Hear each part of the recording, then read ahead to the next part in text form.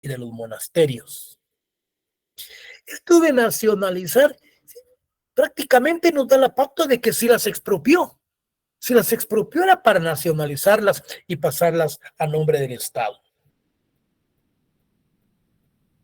En este periodo se intensificó el sistema latifundista. ¿Por qué se intensificó? Porque les proporcionó tierras a sus más allegados y así también como a todos aquellos extranjeros, principalmente alemanes, que fueron a ubicarse en Alta Verapaz, Baja Verapaz, en ese sector de Cobán, y llegaron muchos alemanes. Y justo Rufino Barrios, pues, les dotó de ciertas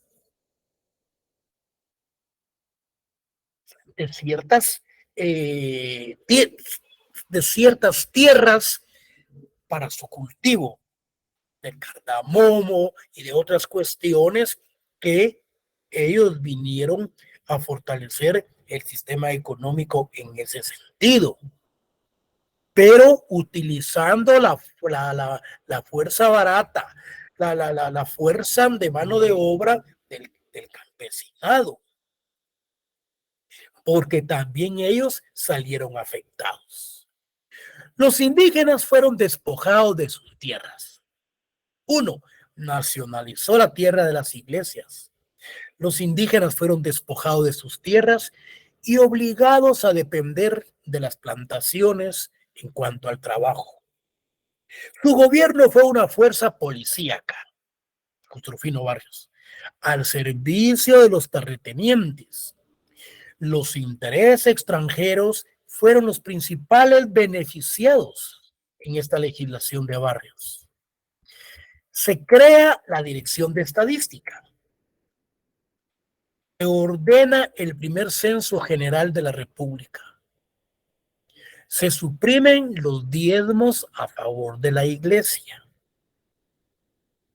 Se establece la libertad de culto. Esto de aspectos eminentemente laicos, eso, libertad de culto, los laicos, o sea que se podían ejercer cualquier tipo de religión.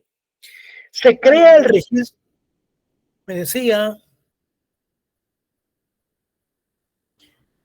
se crea el registro de la propiedad inmueble. Se funda Correos, el Banco Nacional de Guatemala, así como el puerto de Izabal, Puerto Barrios. Luis Cardosa y Aragón, antigüeño, poeta, escritor, él dice con respecto a Barrios, dice que fue un mestizo, casi criollo, dice, clase media, con astucia y la arbitrariedad de un obcecado. Es decir, que él era de clase media, él criollo, pero él era mero conflictivo y cuando se le metían las cosas, pues hasta que las realizaba se encontraba tranquilo. Abrió las puertas al mundo moderno, expulsó a la Edad Media anclada en las sotanas y en los levitones. ¿Qué eran los levitones, jóvenes? Aquí habla algo, dice, de la ridícula aristocracia colonial. Estos levitones eran indumentarias y moda. Levita. Era una levita larga y holgada, hecha de paño grueso. Yo creo que era lo que utilizaban los españoles, algo así como en el cuello. Era una indumentaria y moda levita, larga y holgada, hecha de paño grueso, los levitones, y que los consideraba como una ridícula de la aristocracia colonial. Bueno, la diferencia entre Rafael Carrera y Justo Rufino Barrios radica en que Carrera fue un tirano para sostener el medievalismo, Es decir, en otras palabras, que él tendía, para poderse mantener y sostenerse en el poder, utilizaba tácticas medievales. Mientras tanto, Justo Rufino Barrios, pues, él impulsaba, desde luego, aspectos de carácter moderno en el progreso. Ahora bien, ¿cuáles fueron los aspectos negativos de Justo Rufino Barrios, o sea, de ese periodo liberal? Fíjense, pues, a los sujetos allegados a su persona se les otorgó grandes cantidades de tierra, generando con ello el latifundismo burgués. Todos los que eran allegados a él les otorgó tierras, asimismo como a los extranjeros que se fueron a ubicar en esa parte del territorio nacional, creándose el latifundio burgués de los grandes terratenientes en el norte del país, en el Petén, todo ese sector que es dueño de la mayor parte de los militares. Luego, imputa el auge de la industria cafetalera en detrimento de otros cultivos. Él le dio más auge al café que al maíz, que al frijol y otros cultivos. El cultivo del café se mantiene sobre la base de la explotación de la mano de obra barata, especialmente en la época de la recolección. Aquí hay algo muy importante. Que cuando se iba a dar el cultivo del café, los cafetaleros, los terratenientes, pagaban prácticamente anticipadamente, pagaban anticipadamente la mano de obra para la recolección a futuro. La fuerza de trabajo que se emplea a la industria cafetalera se empieza a reclutar con base en el sistema de habilitaciones. En efecto, se contrataba la mano de obra con anticipo para el corte del café y en ese momento se pagaba anticipadamente lo que recibe el nombre de habilitaciones. Da inicio el préstamo usurero, especialmente el alemán. Con la venida entonces de los alemanes, Baja Verapaz y todo ese sector, a pesar del sistema eminentemente feudal que se daba y a pesar de las expropiaciones que se le dieron a los pobres campesinos, surge entonces la figura de la usura de parte de los alemanes a todas aquellas personas necesitadas en ese momento. Como estamos en esa evolución de la época colonial, prácticamente llegamos con Jorge Ubico. ¿Quién fue Jorge Ubico? Un militar. Jorge Ubico gobernó 14 años en el poder. Este señor era un dictador. Este utilizaba el sistema eminentemente inquisitivo. ¿Por qué inquisitivo? Él creaba las leyes y se las trasladaba al Congreso, que a través de ciertas presiones difusas sociales, difusas de parte de él, los obligaba a firmar dichas leyes. Ya los tenía prácticamente comprados, en donde creaba las leyes, las llevaba al Congreso y el Congreso las aprobaba. Este sistema eminentemente inquisitivo de este señor era como aplicar la pena a Juana de Arco, en donde se estaba juzgando a alguien prácticamente sin pruebas, sin elementos fácticos del modo, tiempo y lugar de la prueba. ¡Oh! Perdón, jóvenes, disculpen. Entonces, gracias. Miren, entonces, este sistema inquisitivo, a contrario sensu, es contrario al sistema acusatorio, el cual nosotros actualmente es el que tenemos implementado principalmente en el área penal, ahora casi en todas las ramas. Es oral, en donde le decimos al señor juez que vamos a demostrar la inocencia de nuestro patrocinado en virtud de que las pruebas aportadas por el ente acusador, el Ministerio Público, son pruebas implantadas. El Ministerio Público no nos ha permitido ver el expediente porque ha dicho que está en reserva. Ya estamos en un pleno debate oral y público y él dice que por estar en reserva no se nos ha permitido ver el expediente. Y nosotros somos parte del mismo, constitucionalmente estamos en pleno derecho de ver las actuaciones. Porque están acusando a Juan Pérez de un homicidio o de un asesinato, ¿sí? Teniendo nosotros las pruebas contundentes que ese señor se encontraba en los Estados Unidos con la constancia que tenemos de migración. Por lo tanto, él no se encontraba en el lugar de los hechos, ni en el momento ni en el día, porque no estaba en el país. Y aún así hay jueces que están en duda y dictan hasta sentencias condenatorias para que se apelen. Imagínense ustedes. Es lo mismo que está pasando ahorita. Puro sistema inquisitivo.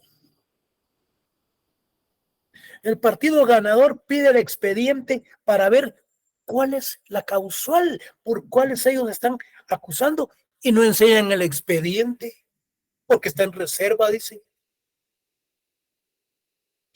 ¿Qué defensa se puede hacer? Interponer un amparo.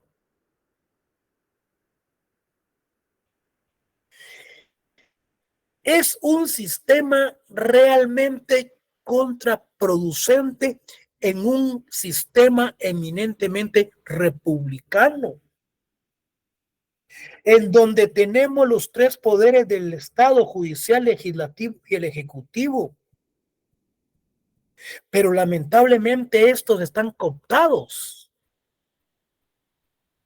Aquí se perdió lo que es la independencia de poderes, jóvenes, de Kant. Esa pirámide de Kant que habla de los poderes legislativo, ejecutivo, judicial, aquí estos están hermandados en una gran corrupción. Y romper ese esquema, difícil la situación que se nos presenta actualmente en Guatemala. Se busca un sistema dictatorial. Este señor diga que va a entregar el poder el 14 de enero, señores, yo no creo. Él quiere perpetuarse. Él lo hace por políticas internacionales, invitando a Luis Almagro, secretario general de la OEA, invitando a un montón de personajes públicos internacionales para demostrar que en Guatemala hay democracia. No él es el que nombró a la señora Consuelo Porras. Entonces, señores, no nos confundamos. Lo mismo pasaba con este señor, en donde mandaba fusilar a sus enemigos sin tener prueba alguna ni iniciarles ningún tipo de procedimiento. Eso es lo que está sucediendo actualmente. Y no lo han logrado porque la sociedad, el pueblo de Guatemala no lo ha permitido. Si el pueblo se hubiera quedado callado, estos señores tuvieran al señor Conde ahorita de presidente, celebrando. Bueno, esperemos pues que el chorrito el chorro, se les cierre de la corrupción a todos estos. Pero lamentablemente, yo no sé qué le pasó al pueblo. ¿Por qué nombró a los mismos diputados? A los mismos narcotraficantes y corruptos. Hay más de 50 que se reeligieron y son de los mismos. Yo no sé qué le pasó al pueblo. No, votar por los mismos diputados, por la misma corrupción, por Dios santo. Tenía que darse el beneficio de la duda a una nueva organización. Y ya a estos descabellados sacarlos para que ya no vuelvan a participar nunca. Están espantados porque ya se les dijo que se les va a cerrar el chorrito en donde salen los millones para sus obras. ¿Qué obras? Miren la de Chimaltenango. Cada vez que medio llueve se derrumba. ¿En dónde están los millones que se invirtieron ahí? ¿En dónde están los millones que pagamos cuando cargamos gasolina a nuestros carros? ¿A dónde van esos impuestos? ¿Qué han hecho con las carreteras? No han hecho absolutamente nada. Todo el dinero se lo han robado. Todos son una pilaña de corruptos. Que romper ese esquema va a ser difícil.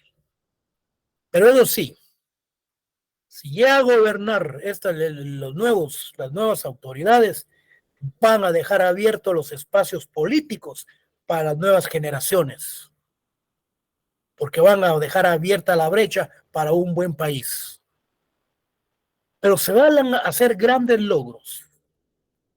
Se van a hacer grandes logros a través de esta administración, a pesar de los grandes problemas que van a enfrentar con todos esos corruptos que están en el Congreso. Cuando el Congreso mire que el pueblo se está levantando, lo van a pensar. Lo van a pensar. Porque el pueblo ahora no está para dejarse de estos corruptos que han realmente ordeñado a este país. Entonces, en esta época de Jorge Ubico, los centros de segunda enseñanza estaban militarizados y la Universidad de San Carlos carecía de autonomía. Ordenaba fusilamientos de personas cuya eventual culpabilidad no se había probado judicialmente. Esa era la política de la época colonial. Estamos volviendo a tiempos inquisitivos. La Inquisición, el derecho acusatorio contrario sensu es el que tiende a la demostración de los hechos sobre la culpabilidad. ¿Y quién es el que tiene que probarlo? El que acusa. El defensor únicamente debe de observar y en su momento oportuno procesal demostrar la inocencia del patrocinado. Lo cual ha hecho con esa propiedad el nuevo presidente. Con esa solemnidad, con esa propiedad, con ese don de academia que tiene. Lujo de presidente el de Guatemala. Sabe hablar, sabe expresarse, tiene elocuencia, tiene dicción, modulación de la voz, maneja los temas. No es ningún improvisado. Es un académico. No tiembla cuando habla. Con esa serenidad. ¿Quién iba a soportar las grandes ofensas que le hacía a la doña en el debate? Ninguno de ustedes, nadie. Y él con ese temple la destruyó categóricamente. Me pregunto, ¿en dónde estaba esta señora? Estaba drogada. Ok. ¿En qué cabeza de un futuro presidente? ¿En qué cabeza de un candidato a presidente va a decir de que la cultura, de que la ignorancia, fíjense lo que dice, que la ignorancia en Guatemala es la cultura del pueblo? Que no joda, hombre. Solo falta que la UNESCO diga que la ignorancia en Guatemala se declara como cultura patrimonial de la humanidad. La UNESCO, que pertenece a la OEA. ¿Qué tipo de candidatos se presentaron en estas elecciones? Sin plan de gobierno, sin plan de trabajo, improvisados, tontos marrulleros, como dice el otro partido, que nosotros somos ignorantes. No se dan cuenta que la ignorancia en Guatemala es nuestra propia cultura de nuestros pueblos. Señores, ¿en qué cabeza va a decir un candidato eso?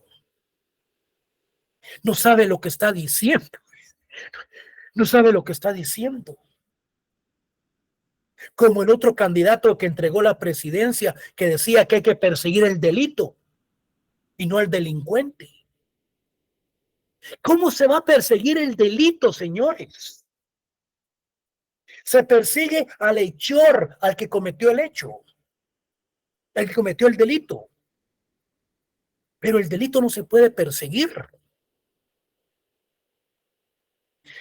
Esos son los que nos han gobernado. Hoy demos el beneficio de la duda a este nuevo candidato. Estamos hablando del gobierno de Jorge Ubico. Pero para llevar una relación, cuando entremos al decreto 900, Jorge Ubico le da la caída a los profesionales, le dan el golpe de Estado, tiene que entregar el poder, él renuncia. ¿Por qué? Porque ya no soporta al pueblo. Muere María Chinchilla a través de un problema que hay en la zona 1, la profesora María Chinchilla, la maestra. Jorge Ubico tiene que renunciar por las manifestaciones de los estudiantes, de los profesionales, de los campesinos. Miren, el pueblo entero de toda la sociedad pidiendo la renuncia a este hombre. Y le entrega a Jacob Arbenz Guzmán, a Jorge Toriello y a Francisco Javier Arana.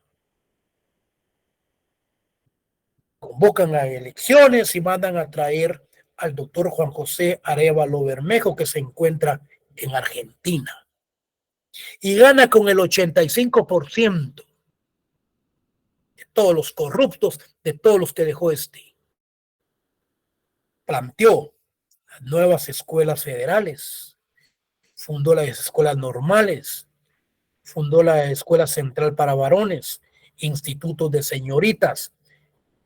Él era un pedagogo, un doctor en pedagogía, escritor, maestro, graduado en la San Carlos, sociólogo.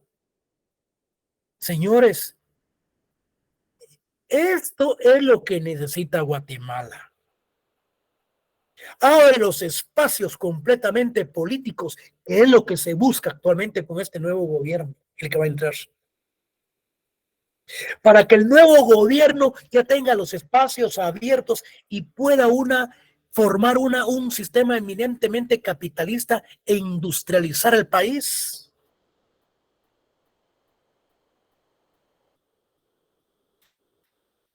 Jóvenes,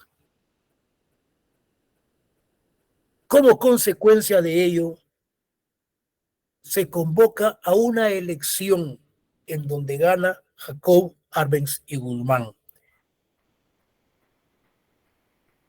Vamos a ver adelante si nos tiramos una conferencia con relación a qué fue lo que sucedió en esa época. Llega Jacob Arbenz y Guzmán a la presidencia. A los 2 años crea el decreto 900 como consecuencia de la revolución del 20 de octubre de 1944, la reforma agraria. ¿Qué es lo que sucede realmente? Cuando Jacob Arbenz y Guzmán, a través de un estudio y análisis que hace la Dirección de Estadística, se da cuenta de los grandes latifundios que existen en Guatemala, las grandes extensiones de tierra que tienen compañías y que se encuentran en pocas manos. Como consecuencia de ello, se detectó a la United Fruit Company, esta empresa que era exportadora de banano, empresa gringa, que operaba en Puerto Barrios, en Izabal, y una sucursal que tenía en Escuintla. Jacob de Guzmán lo que hace es expropia ciertas partes de esos latifundios para dárselos a los campesinos. Esta empresa ni pagaba impuestos, señores. Y en virtud de ello, estos personeros convencen al embajador de los Estados Unidos en Guatemala y principian a decirle que Jacob Arbenz y Guzmán es comunista, que está prestando el territorio nacional para endoctrinar y para prácticas de guerrilleros cubanos, y que Guatemala va a ser el trampolín o el punto de apoyo para convertir toda Latinoamérica en comunista. Señores, esto llega a Washington, esto llega a Estados Unidos. Y como consecuencia, cara de piocha, Carlos Castillo Armas se presta al golpe de Estado que le dan a Jacob Arbenz y Guzmán. Pero ¿qué es lo que sucede? ¿Por qué el pueblo no defendió esa democracia? Hay libros y biografías en donde dice que ni los mismos militares, compañeros de él, que era capitán, lo dejaron solo. En otras bibliografías dice que él, para que no hubiese derramamiento de sangre, mejor tuvo que abandonar el país. En donde lo sacaron desnudo del aeropuerto La Aurora. Tuvo que viajar por Europa, Francia, Alemania, Suiza, en donde aprendió a echarse los tragos, muriendo en una tina de una gran borrachera en México, donde sus hijos se suicidaron y realmente fue una catástrofe la vida posterior de Jacob Arbenz y Guzmán. Es parte de la historia, porque hay otras cosas que realmente lloran sangre. Bueno, miren pues, ya con esa introducción de qué es lo que sucedió con este decreto, hoy van a ver ustedes qué era lo que lleva consigo. Y muchas partes de esta reforma agraria está en el plan de gobierno del próximo presidente. No con una reforma agraria integral, sino que como un cambio ciertas estructuras. Dentro de ellas, comprar tierras y dotárselas a los campesinos, darles apoyo técnico, darles apoyo crediticio, La Universidad de San Carlos debe de apoyar a estas gentes con los créditos y las tierras dadas para unas buenas cosechas.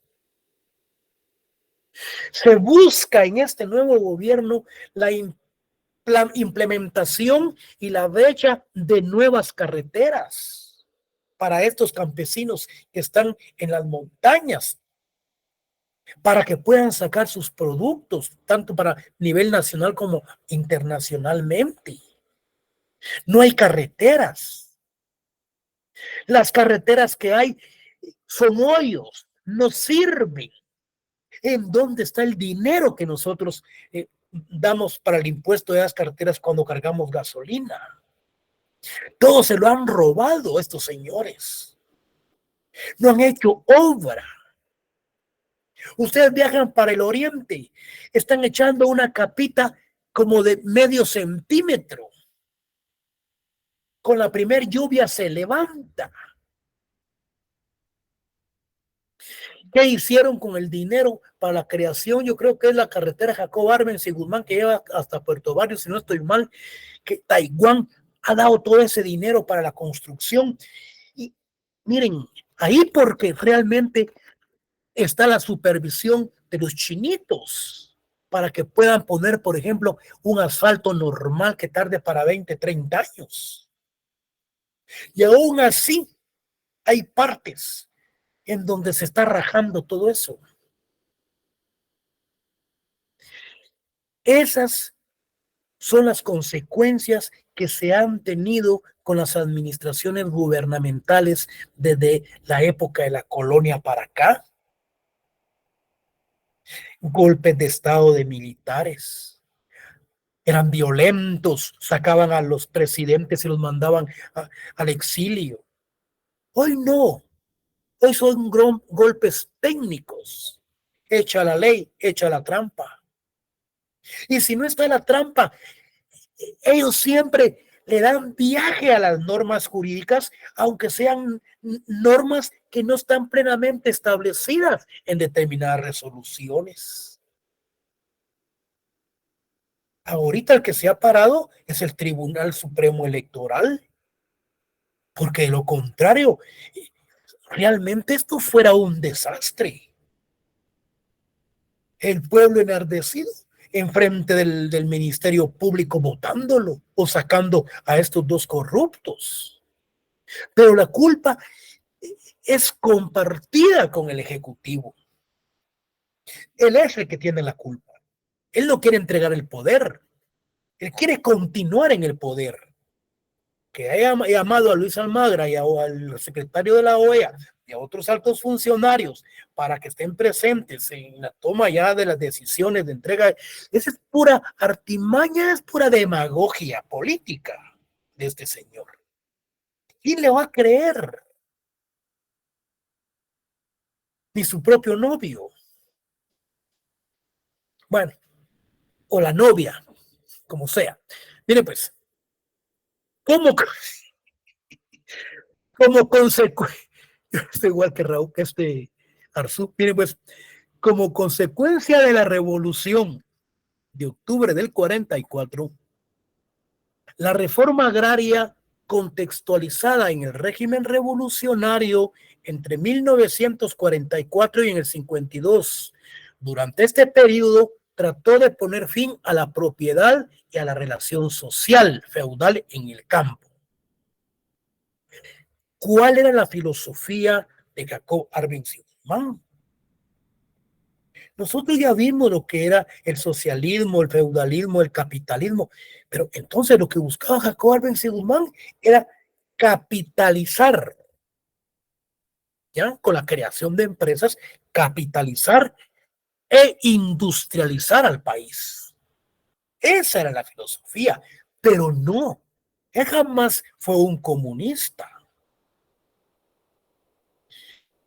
Y lo llevaron a Estados Unidos y a través de personeros de estas empresas como el embajador y otros políticos que se prestaron, pues le dieron el golpe de estado. Entonces, en un intento de llevar al país a un desarrollo capitalista a través de una política de industrialización, cuyo objetivo era realizar cambios en las relaciones de propiedad y en las formas de explotación de la tierra. La ley de reforma agraria, este decreto 900, entró en vigencia el 17 de junio de 1952, pero en el 50, la Dirección General de Estadística levantó un censo poblacional agropecuario, donde la propiedad minifeudal destacaba su presencia en regiones más pobladas y más empobrecidas del territorio nacional. Este censo demostró relaciones feudales y semifeudales de producción agrícola. Trabajó de servicio servil y esclavo a todos los trabajadores en ese sistema semifeudal. Su producto más importante en el comercio exterior era el café, el banano. Otro dato importante que reveló el censo fueron los intereses imperialistas norteamericanos. Había conformado una de las más expresiones latifundistas en el país con la United Fruit Company, asentada en el departamento de Izabal, y la otra que tenían esta compañía agrícola de Guatemala, subsidiaria en Escuintla. El decreto 900 se elaboró, fíjense ustedes, de acuerdo a esa estadística y sobre la investigación de las realidades del país, atendiendo los datos proporcionados por la Dirección General de Estadística. ¿Cuál es el objetivo entonces del decreto 900? ¿Por qué el CACIF, o sea, esa coordinadora de cámaras, por qué el CACIF realmente no mencionan aspectos de eminentemente agrarios, principalmente cuando se habla de una reforma, porque les tiemblan los pantalones? Si será una reforma agraria, señores, aquí hay un gran latifundismo que los terrenos y las tierras están en pocas manos. Entonces, ¿qué es lo que buscaba el decreto 900? Liquidar las relaciones feudales de producción y pasar al sistema capitalista, preparándolo al paso de una industrialización del país. Yo no sé si fue a ustedes que les mencionaba que realmente hace 30, 40 años, 30 años, 40 años, aquí en Guatemala no queríamos recibir los dólares. Pregúntenles ustedes a sus papás, porque el dólar valía 90 centavos sobre un quetzal.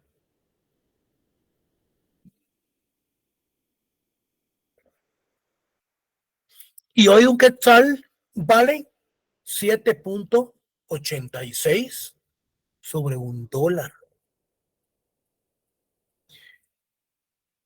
Por las mismas situaciones económicas de los gobiernos que lo han permitido, esas grandes devaluaciones.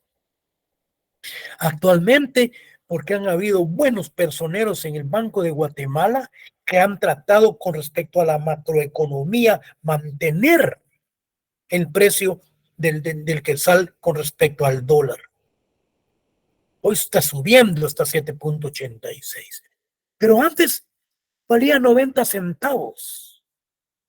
Nadie quería un dólar porque no valía la pena. Entonces, esa dotación de tierras a los campesinos desposeídos, se les proporcionaba asistencia técnica, se le daba ganado, fertilizantes en general. Y esa inversión de nuevos capitales en la agricultura, tratar de incrementar el crédito, pero no solo para los campesinos pobres ni medios, sino que para todos los agricultores y hasta para los capitalistas. Si este era un proyecto excelente, el cual estaba en esa reforma agraria, lamentablemente se les vino por lo mismo que sucedió con la caída de Jacob Arbenz Guzmán. Aquí todos iban a participar, agricultores, campesinos pobres, medios, ricos, terratenientes, latifundistas, se iba a incrementar en un sistema eminentemente capitalista, convirtiendo al país en un país industrializado, el cual no se les permitió, lamentablemente. Bueno, la pregunta es acá, ¿quién, quién va a venir a invertir a Guatemala en este sistema corrupto que tenemos? ¿Qué empresa internacional va a venir a crear una empresa? Hablemos de esas cuestiones del Taiwán, de los chinos, de las maquilas que las están incrementando aquí por Villanueva, a las orillas de la capital. Pequeñas empresas que ellos están creando para poderse mantener y para dar trabajo y mano de obra. Sí, toda empresa que viene jóvenes. ¿Qué es lo que nos dice la convención? La convención está el 169. Esta es de la ley de la Convención del Trabajo, el convenio 169. Nos regula que previo a la aprobación de las explotaciones mineras debe de darse una consulta popular principalmente a los pueblos originarios. Aquí les vale esa consulta popular. ¿Por qué? Porque ya les dieron el bono de la corrupción al ministro de Medio Ambiente y al ministro de Minas e Hidrocarburos, en donde extienden las constancias sin realizar los estudios de prefactibilidad. Por eso es que hay la gran contaminación en el interior del país, en donde se han dado las explotaciones mineras. ¿Qué tanto por ciento da una explotación minera al Estado? 1 o 2% sobre los millones que se llevan. ¿Qué dejan las mineras explotadoras, esas que se dan en el interior de la República, a las municipalidades? Es comprar a los alcaldes y a los altos funcionarios. Precisamente por eso es que el Estado los protege con la policía, con los militares, con el ejército, los camiones y todo lo que ellos traen. ¿Por qué? Porque ya sobornaron al gobierno. Y aún hay más jóvenes. ¿Qué empresa que sea de reconocimiento internacional va a venir a Guatemala? Si lo primero que hacen los inquisitivos del Ministerio Público es investigarlo de dónde encontraron el dinero para venir a poner la empresa. Y si estos no pagan el soborno de la corrupción, no les autorizan la creación de esas empresas. ¿Cómo vamos a salir de esta situación en la que estamos? Si quienes tienen que reformar las leyes son los del Congreso. Y en el Congreso se quedaron los mismos. ¿Cómo va a ser este gobierno para poder hacer los cambios? Solamente que el pueblo se levante y saque a los diputados o que aprueben las leyes en beneficio de carácter social. Porque no va a haber otra. Esa es la problemática que se da en el país. Pero sigamos hablando, porque dentro de los planes de este gobierno se habla de cambios de estructuras, no de reforma agraria, porque entonces se van a mojar los pantalones los del CACIF y los terratenientes, que no se han querido pronunciar ante esta situación caótica de corrupción que hay, porque ellos forman parte de la misma. Ellos son los patrocinadores de campañas políticas, los del CACIF. Ponen y quitan presidentes, ponen y quitan ministros. Ellos son los que mandan. Ahorita están abriendo los espacios que quieren trabajar con el gobierno. Están espantados. Sin embargo, este gobierno los ha aceptado. El gobierno quiere trabajar para el bien del país, pero sobre ciertas reglas de no corrupción. Acá, en este proyecto del decreto del decreto 900, tenían que las fincas y tierras nacionales, los campesinos las recibían como parcelas individuales, como usufructo vitalicio, y dentro de las cooperativas agrícolas. En otras palabras, con ese decreto 900, el Estado dotaba de parcelas. Esas parcelas eran individuales, ya sea para usufructo de toda la vida o para cierto lapso, ya sea individual o por medio de cooperativas agrícolas. Todavía hay cuestiones por ahí cuando hablamos de las cooperativas agrícolas y del patrimonio familiar agrario, que hay aspectos que todavía quedaron inmiscuidos de esa reforma agraria que las plasmaron en el decreto 1551. Latifunios feudales. ¿Qué decía el decreto 900? La propiedad privada que no estuviera cultivada se expropiaba a favor de los campesinos o del Estado. Las tierras municipales. El presidente de la República estaba facultado para entregar las tierras municipales a las colectividades indígenas. Si en las municipalidades habían tierras disponibles, habían tierras que no eran trabajadas, el presidente podía disponer de ellas y dotárselas a los campesinos para que las trabajaran y que produjeran, pero no que tuvieran ahí las tierras descansando. Al contrario, ¿cuáles eran las características entonces del decreto 900? Miren, la característica era porque se dio desde los aspectos económicos, sociales y políticos. Vamos a ver, se basaba en la realidad histórica, económica y social de Guatemala, con criterio y tenía sus propios objetivos, en el seno de una moderna ideología económica y política. Resulta dificultuoso, dificultuoso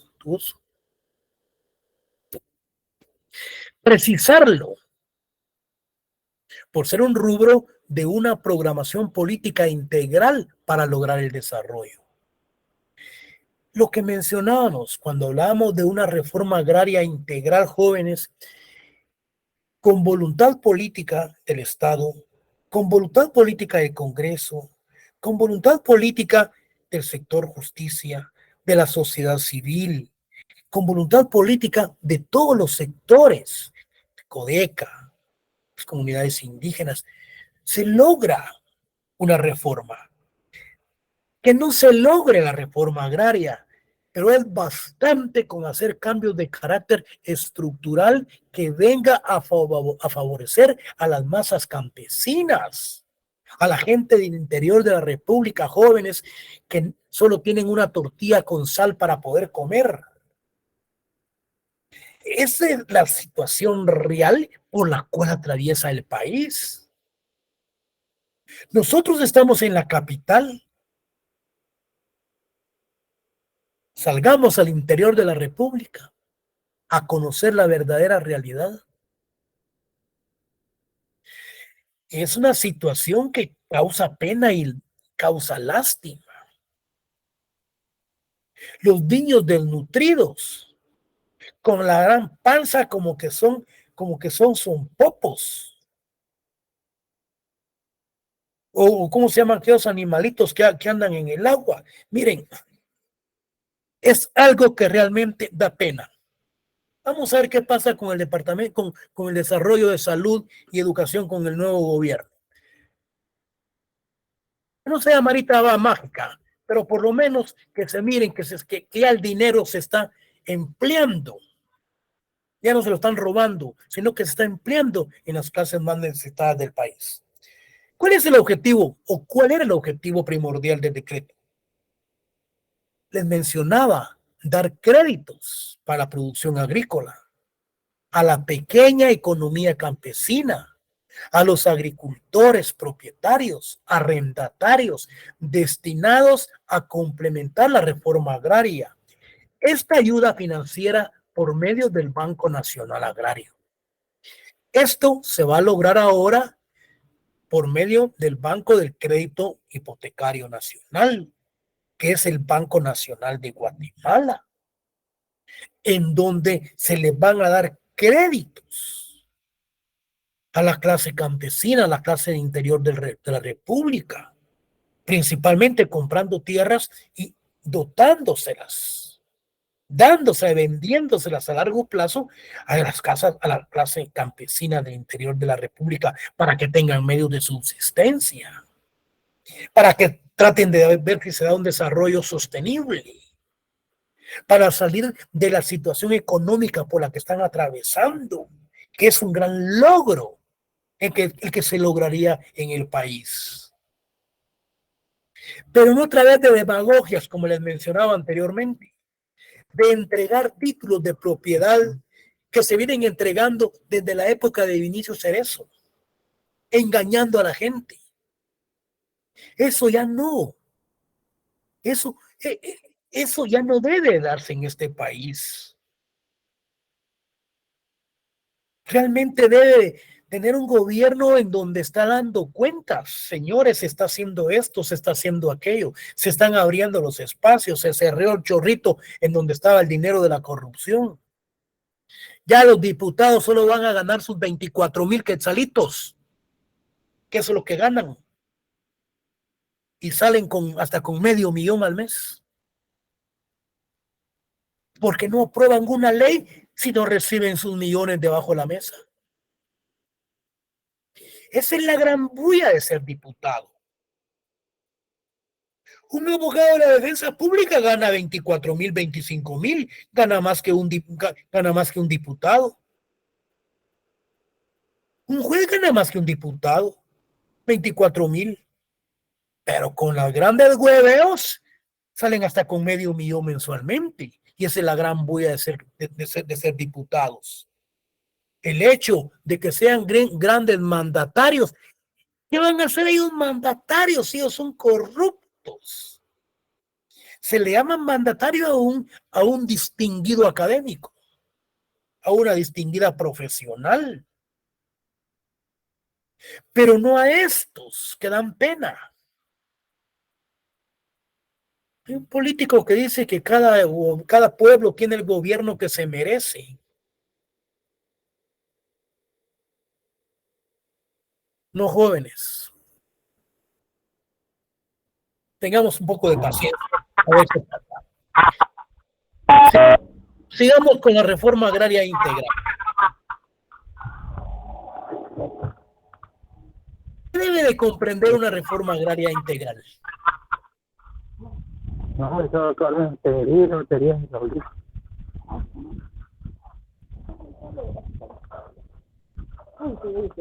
Apáguenme el audio, compañero.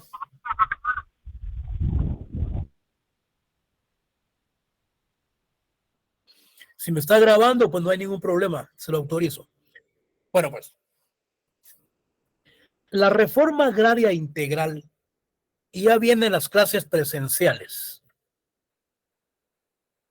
que no cambia mucho de acuerdo a cómo se las estoy impartiendo. Y las clases presenciales son mejores, porque es en presencia de la audiencia, en donde se le debe de hablar con convicción, es decir, ser convincente, hablar con mucha propiedad de lo que se está exponiendo y que se tiene pleno conocimiento de la temática. En esta forma, cualquiera puede decir lo que le da la gana. Yo se las puedo decir aquí y presencialmente. Ya vienen las clases presenciales. ¿Cuándo empiezan, Nick? Ya unas unidades académicas ya abrieron, ya están principiando. Permítame un segundo y vamos a terminar. Ya se me fueron 6 minutos de mi hora. Mire pues,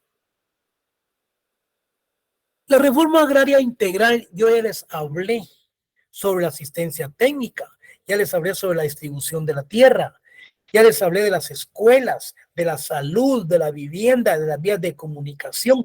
Todo eso conforma lo que es una reforma agraria integral. Si no se va a dar, pues entonces que se den cambios estructurales. Una reforma agraria debe ser un proceso masivo, rápido y drástico de distribución de derechos sobre la tierra y sobre el agua. Debe haber participación de las fuerzas políticas al servicio de la reforma. Es un proceso de alto costo. Pagar las tierras expropiadas, fíjense, la Constitución lo regula. Pagar las tierras expropiadas, prestar ayuda económica, asistencia técnica educacional, por lo que el Estado debe ser dinámico y rector fundamental de una reforma agraria. Que no sea la reforma, que hayan cambios estructurales, que haya apoyo para el sector campesino. Y aquí nos preguntamos los tipos de reforma agraria. Sí, tenemos un tipo que es el que quieren los grupos conservadores, tal como tienen atados a todos los diputados en el Congreso, porque los tienen comprados.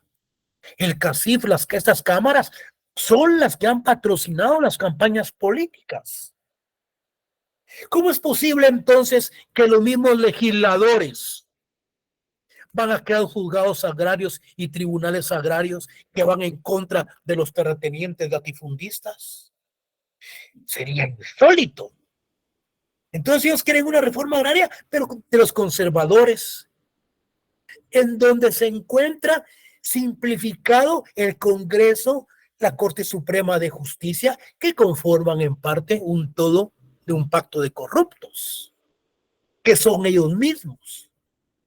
Y la otra reforma, pues desde luego va la que la que buscan los campesinados, busca Codeca, buscan personas interesadas en el bienestar social de sus comunidades.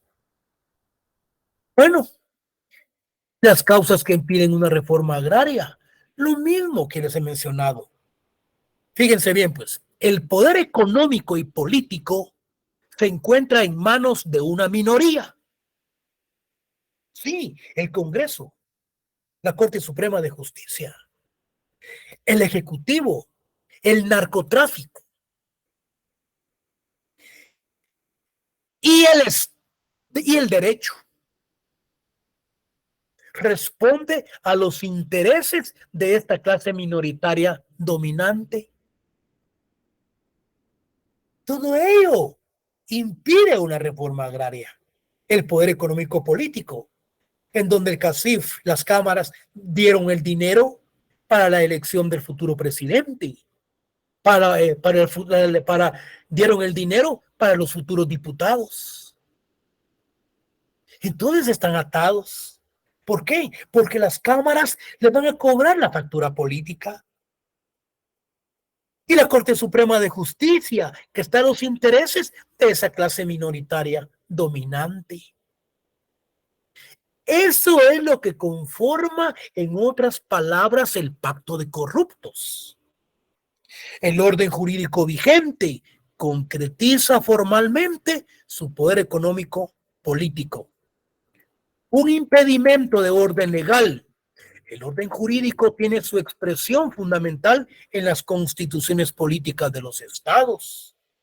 Ejemplo, razones exclusivamente de necesidad o utilidad pública de interés nacional para llegar a las expropiaciones.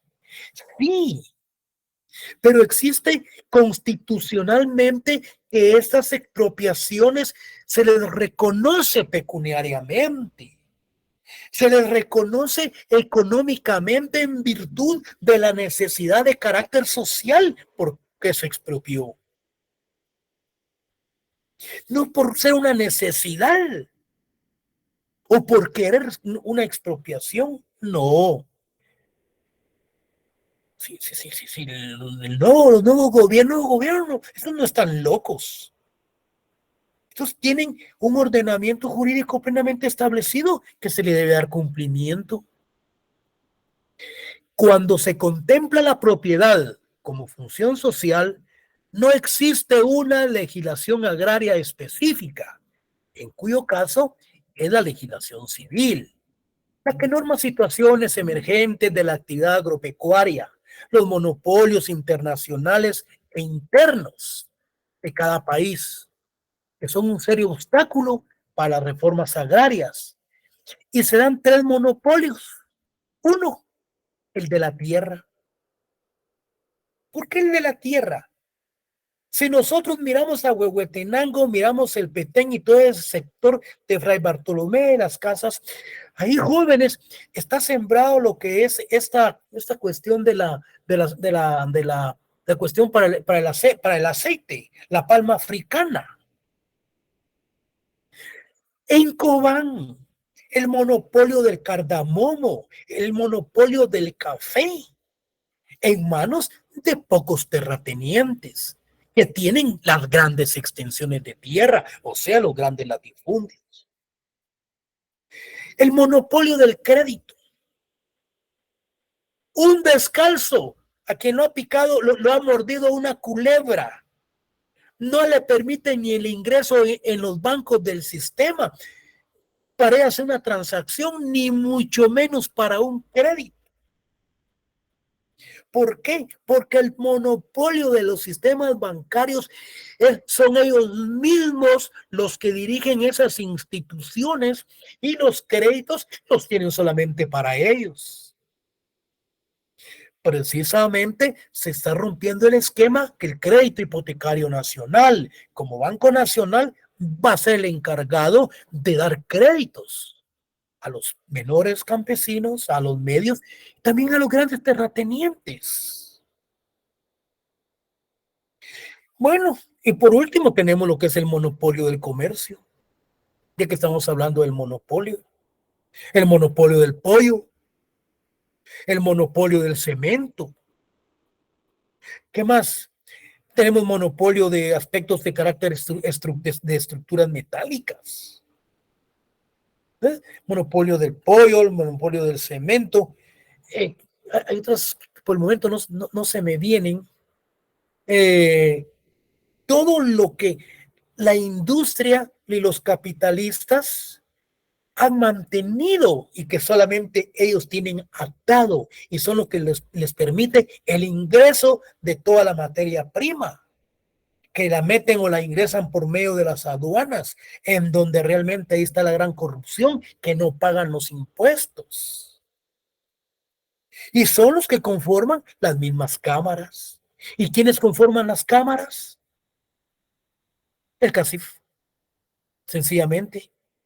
Y que hoy ya por lo menos ya se está bajando un poco el pantalón, porque ya tiene un poco de miedo, en el sentido de que son ellos los que ponen y quitan presidentes y diputados en Guatemala. Jóvenes, alumnos, aquí nos vamos a quedar, ya me pasé 14 minutos, ya estoy cansado, y dentro de 5 minutos yo les voy a mandar sus notas. Quiero que me pongan atención con lo que les voy a decir. Pongan atención. El próximo viernes a las 7 de la noche se van a examinar los jóvenes que por determinados motivos, trabajo, llegaron tarde, que el internet, cualquier motivo que se justifique, o que no se quiso examinar porque no había estudiado. Yo lo voy a examinar, aunque se debiese de justificar el motivo porque no se examinó. El viernes a las 7 de la noche voy a practicar el examen de 2 secciones. Entonces quiero que ustedes estén atentos. Y quiero decirles de una vez que ese día viernes no van a recibir clases, sino que nos miramos hasta el próximo día. Así es que el próximo día, viernes, nos miramos con los jóvenes que se van a someter a la prueba. Dentro de 5 minutos les voy a tratar de enviar otra vez las notas para ver si el programa lo abre, pero se los voy a enviar. ¿Hay alguna pregunta? Licenciado, muy buenas Licenciado, ya noches. está. Le habla Carolina Sánchez. Fíjese, licenciado, que yo sí me examiné el día que era, pero aparezco que no me presenté. ¿En dónde aparece que no se presentó? En las notas que acaban de enviar en el grupo. Y no me están diciendo que no las he enviado, pues. Bien, licenciado, está en el grupo. Y entonces, por lo mismo, yo le estoy, así que, viendo si me puede revisar, porque yo sí me presenté el día del examen, realicé el examen, lo hice, lo envié, y resulta que aparezco que no me presenté al examen. Y no dicen los jóvenes que no les he enviado las notas. Bien, está en el grupo. Licenciado, ya se encuentra en la plataforma de la facultad. Ya se pueden descargar las notas. Y no me estaban diciendo que no las tenían, pues. Licenciado, buenas noches. Ahorita se va a validar, licenciado. Fíjese que Licenciado, Tranquilos, voy a revisar. uno por uno, pues. licenciado, yo empecé a hablar primero. Soy Carolina. ¿Qué puedo hacer ahí, licenciado? Porque yo me presenté al examen y aparezco que no me presenté. ¿Qué le pareció? ¿No le apareció su nota? No, licenciado, me parece que no me presenté y yo sí realicé mi examen. Mire, pero se le dio tiempo suficiente para que entregara el examen. Licenciado, yo lo envié a 5 minutos, ahí sí que antes. Tengo prueba de ello, yo le tomé foto al licenciado. Mire, deme su nombre. Carolina Sánchez y Fuentes. Permítame.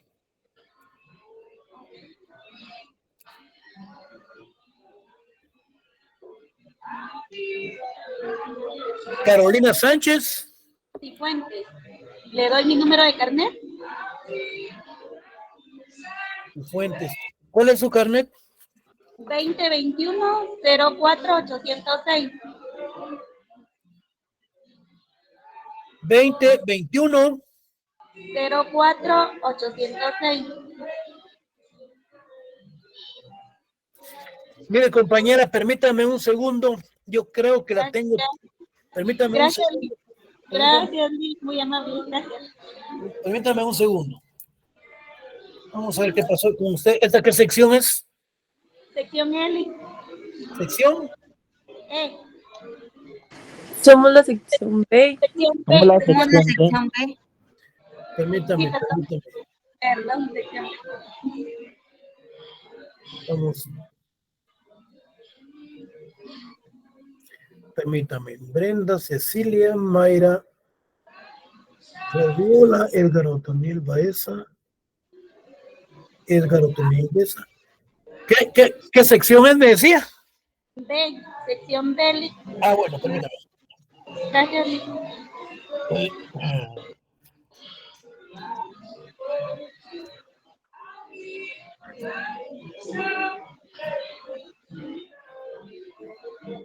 Sección B. Permítame, quiero ver algo. Gracias. 2021-04.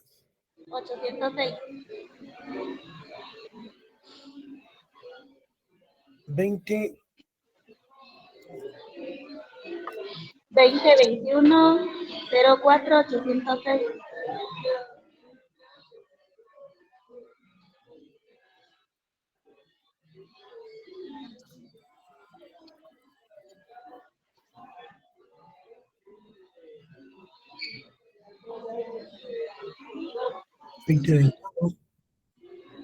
Pero ¿cuánto? 2021.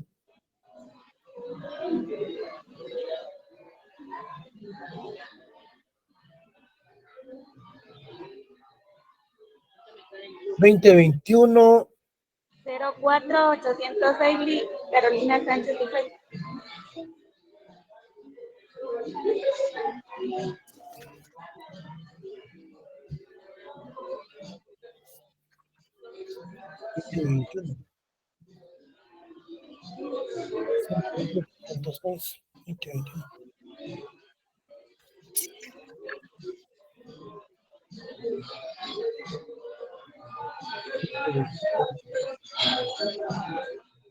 Cero cuatro 04 872 no aparece, ¿verdad? No, licenciado, por eso mismo yo sí realicé el examen. Mire, y está segura que lo envió. Claro que sí, le tomé foto cuando lo vi.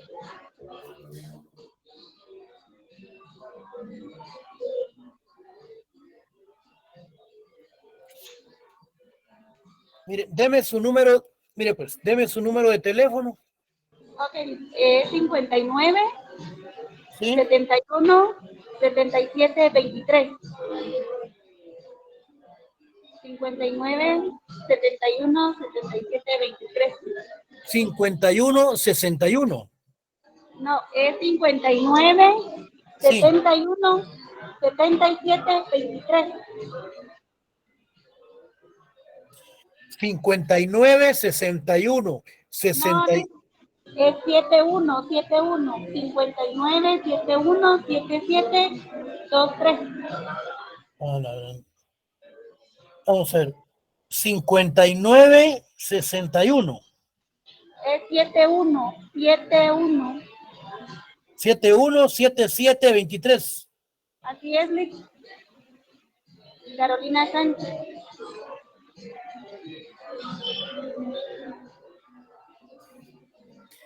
Mire, si en el transcurso de la semana no le aparece su nota, yo le aconsejo que se examine el día viernes. Vaya, está bien, Lick, pero ¿cómo hago para saber? ¿Usted me podría dar algún número para yo comunicarme con usted?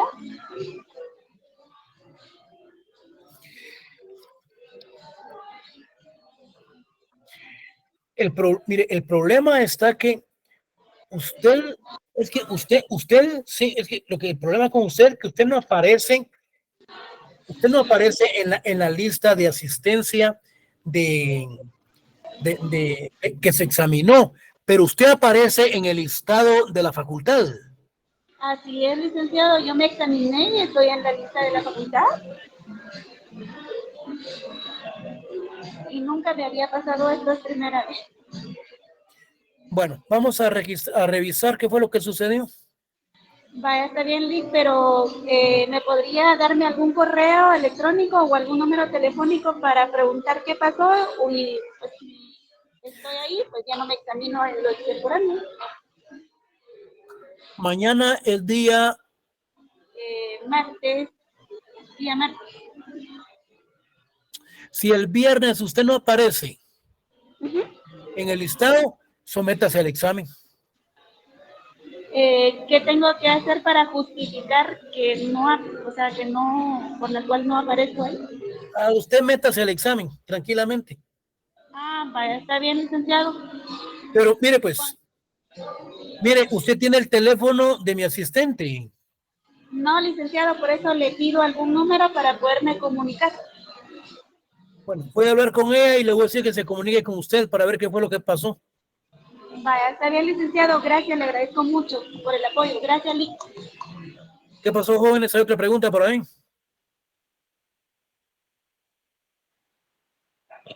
Buenas noches, licenciado. Quería comentarle que yo revisé la página y no me aparecen las notas de la sección B, solo de otras secciones.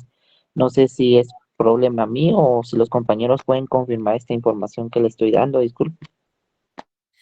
Pero ¿por qué la compañera sí apareció? Ya están, licenciado. Ya las mandaron en el grupo de WhatsApp. Ah, gracias, compañera. Debe ser problema de mi internet entonces.